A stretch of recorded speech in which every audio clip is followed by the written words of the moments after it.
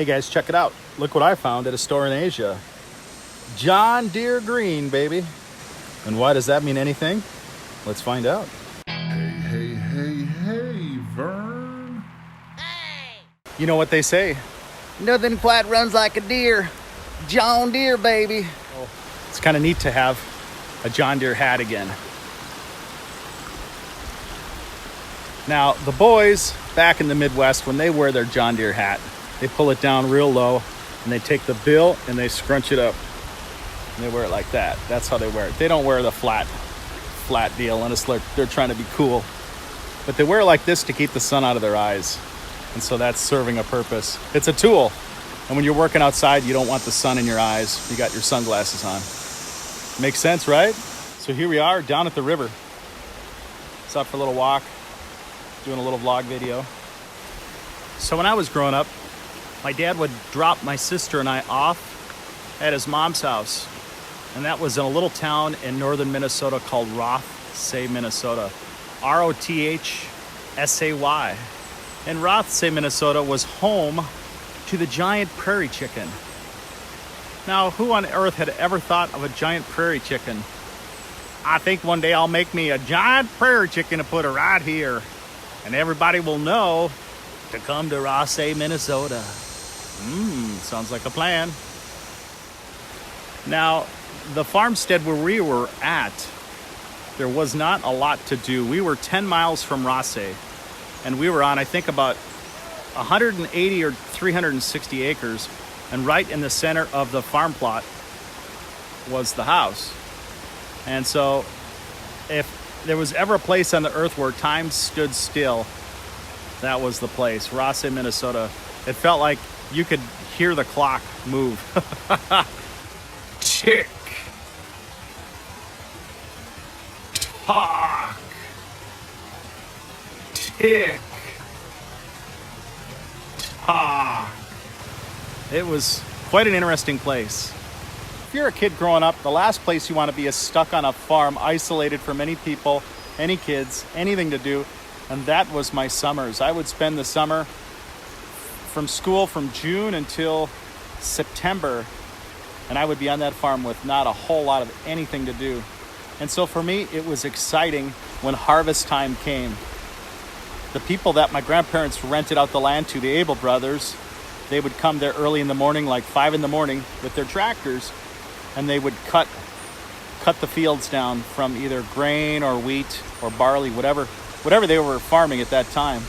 And that was exciting. They would have 2 tractors that they would bring. It would either be the red Massey Ferguson or the John Deere green tractors.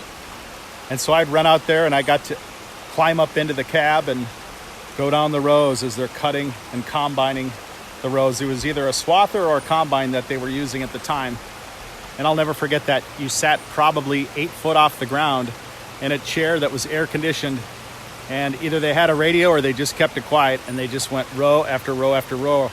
And when the tractor filled up with grain, they would have a truck come alongside it and they would empty the grain into the truck. And that was their job. And they did that as fast as they could to get the harvest in before it would rain. It was also at those times that I learned about hard work, how hard the farmers had to work.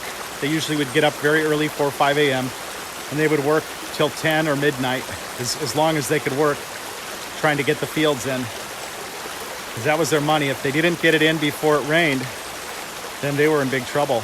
They could lose their whole year's wage banking on that harvest being a good harvest.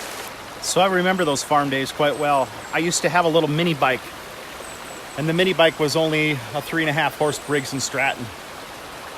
And I was only allowed to stay on the farm property. They didn't trust me to be off the farm property. And we had a driveway that was a 1/4 mile from the farmhouse to the mailbox. And I would run that 1/4 mile as fast as I could with that 3.5 horse. Get to the end, stop, sigh, turn around and go back as fast as I could. That was about the most excitement that I would have staying on that farm.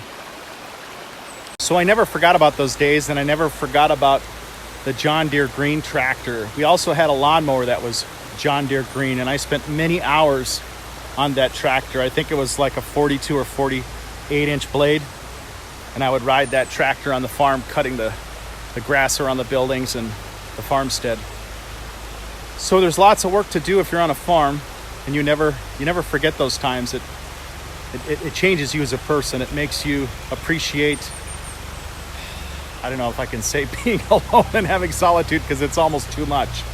It makes you appreciate that you need more than just isolation to find joy and happiness. You need to be around people. And so maybe for me, it made me realize that I needed more than just a quiet place to exist. So that John Deere green for me represents a tractor that was put together to be tough for the worker that needed to count on that piece of machinery to survive with. And so John Deere green always meant something to me. When I seen those colors, I'm like, oh yeah, that's something I remember. That's something I connected to. And maybe it's something you connect to. If it is, share your memories. Let me know what your connection to the John Deere green was. I'd be curious to hear.